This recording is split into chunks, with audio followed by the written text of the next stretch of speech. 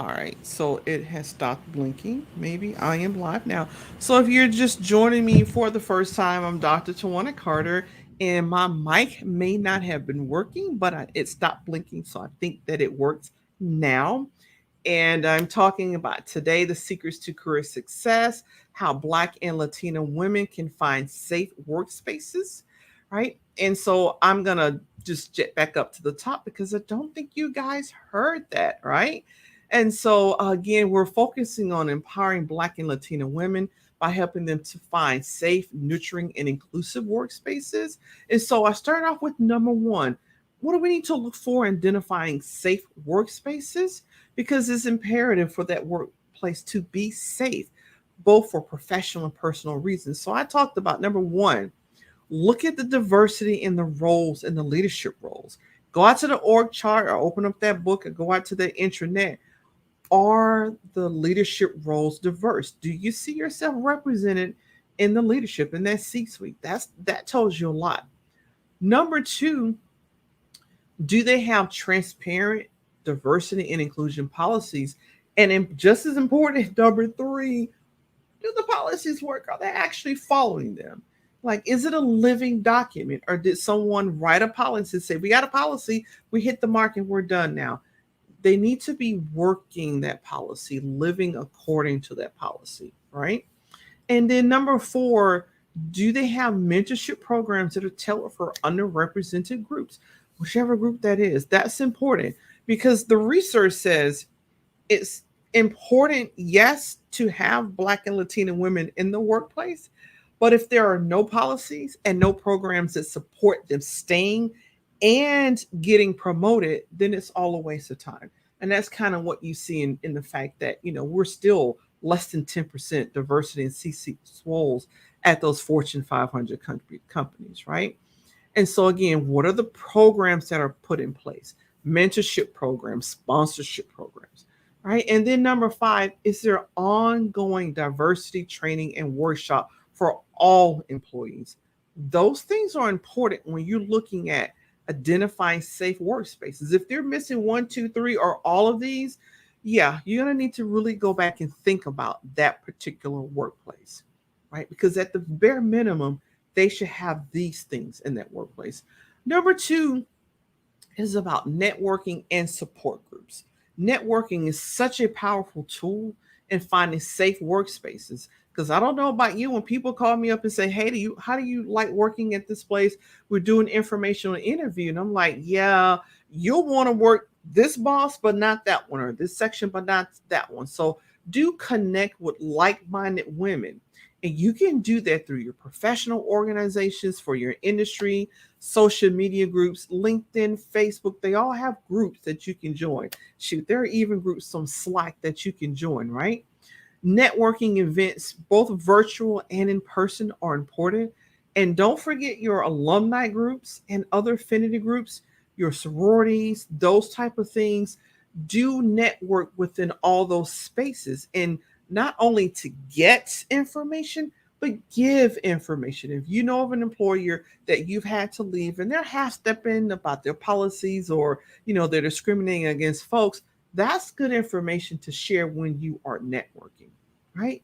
Because again, that networking provide valuable insights, job opportunities, as well as connections to safe and supportive workplaces. Because some workplaces are going to be more supportive than others, and you'll want to look at that.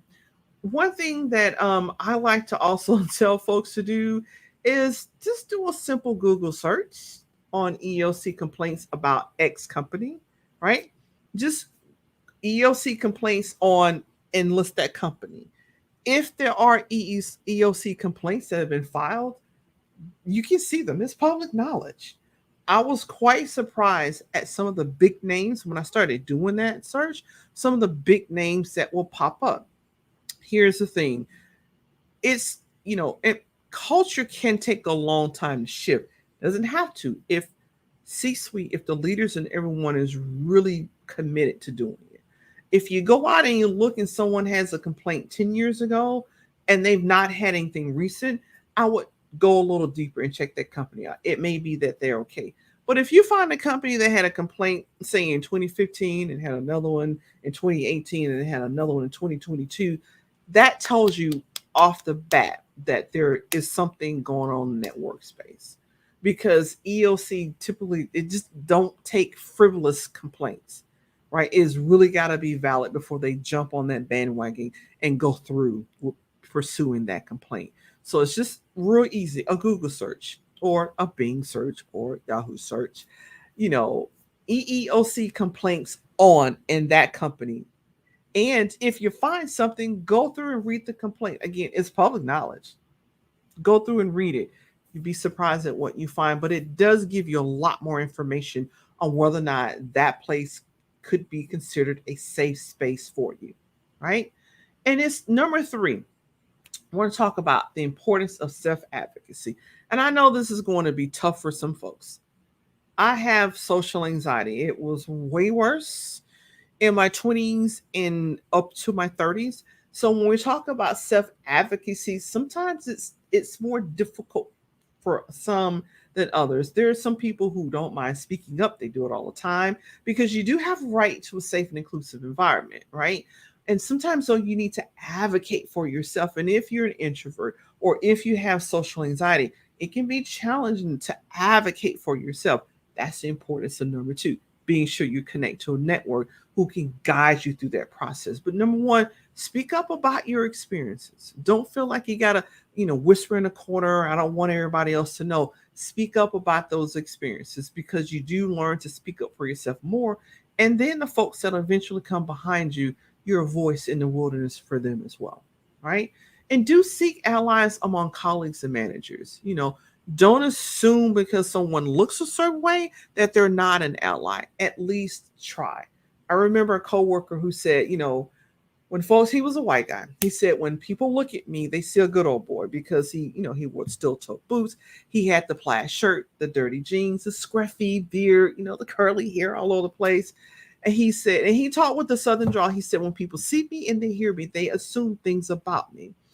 But what people don't know about him until they asked is that he's been an advocate for African Americans since he was about 9 or 10, which is why he no longer speaks with his family because he didn't agree with what they were teaching him. They were teaching him things that were racist. 9 or 10, he didn't agree with it. And he would tell you that. But you had to get to know him rather than making an assumption based on his appearances. So oftentimes you can find allies and colleagues and managers.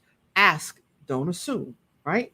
Now, look at it's like by their fruits you shall know them. You know folks by their actions and their deeds. You know who was not an ally, but do ask because don't just depend on appearances because you never know. You do want to document, document, document, document. I love to say this over and over again. It is important for you to document, document, document. I can't say that enough. Document the instances of discrimination and harassment. If you don't document what's happening to you, it doesn't exist. Even if someone else is looking over and they're not documenting and you're not documenting, I think that's like 12 times saying document, maybe 13 now.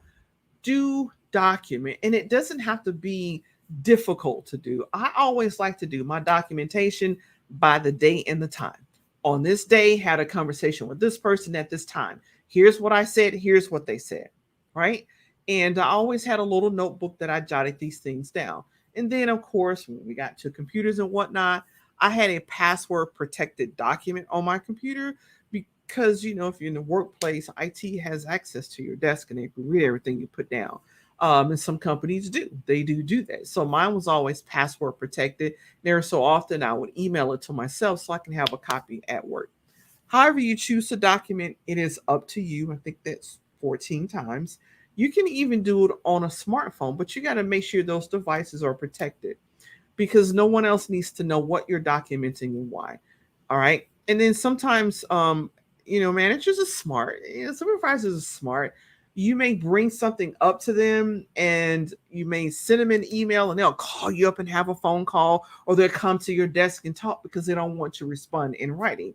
That's fine because after you're done with that conversation, you just create an email and you put on the email memorandum for record. And you put down, at this time, I met with whoever your boss is, whoever you met with. This is what he or she said. Here's what I said.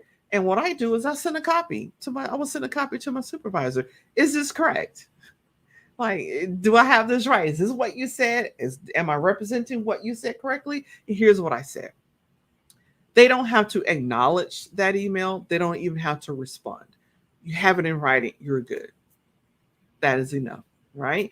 And then number four, I have down here, report concerns to HR or appropriate channels.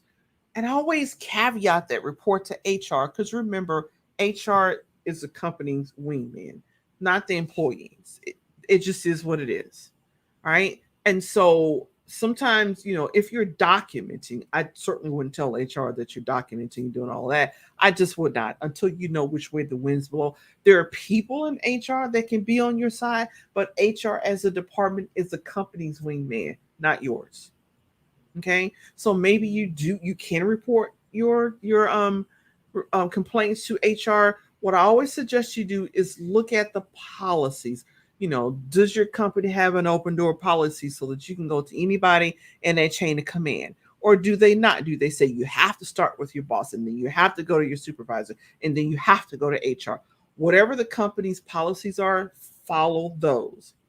But if you think you have a complaint and you've been doing a documentation, it doesn't hurt if you can find someone, find an attorney who will give you, a consultation, right? And even if you go to EOC, they're going to want to know that you go through the channels and, you know, give people a chance to correct. So it's always important. What is your company's policies about reporting concerns? Follow those so that your complaint is valid all the way through, right? Unless, of course, your complaint is about HR and then you go through the appropriate channels. It just depends on where you are. Okay. And number 4, we're talking about building safe spaces in existing workplaces.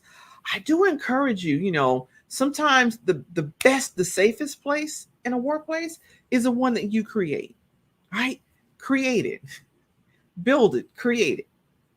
Because sometimes you need to do that. It's great walking in the door and hopping on board something someone else has already created, but sometimes you're the person, you're the one that needs to create it. So maybe initiate or join a diversity and inclusion committee or organize educational workshops and trainings, foster open dialogue around diversity and inclusion. Okay. And encourage your employer to adopt and enforce inclusive policies. And 5, don't be afraid to hit the door and leave. If you do all of these and you get nothing but resistance and people saying, no, we won't go, we refuse, we will not, right? In that case, vote with your feet.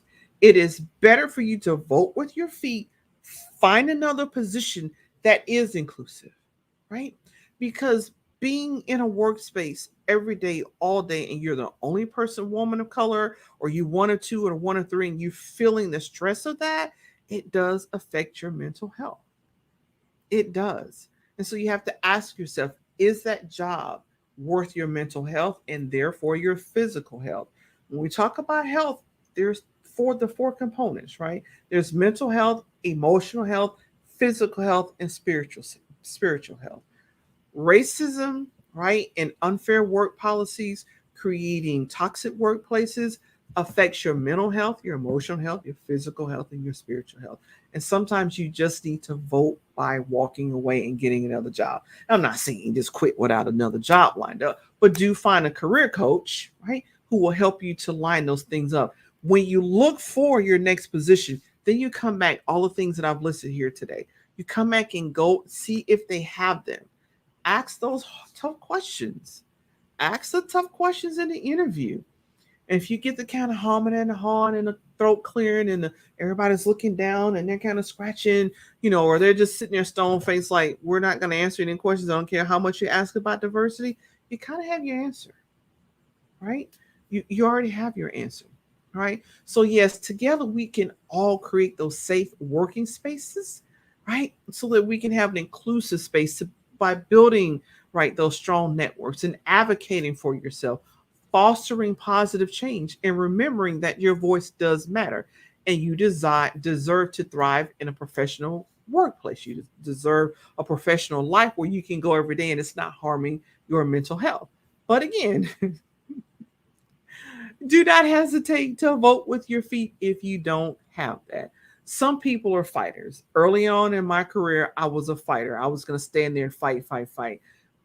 As I matured through my career, I was less apt to fight and more about finding a space that has what I need. Finding the space, designing the space to already fit what I need it to have. And so it does vary. It just depends on where you are in your career. And some folks will fight, fight, fight, fight, but you have to take care of your mental health if you're a fighter, right? Or just again, vote with your feet, find something that is inclusive, that includes everybody, right? So if you've held on to with me this long, thank you so much for that. I thank you for joining me live. Those of you who are catching the replay, drop replay, and I appreciate you catching this replay as well. And I'm hoping you can hear me because my microphone stopped flashing, so I think you can hear me now. But join me next week when I have another juicy topic for you. I appreciate you for being here today and take care. Bye bye.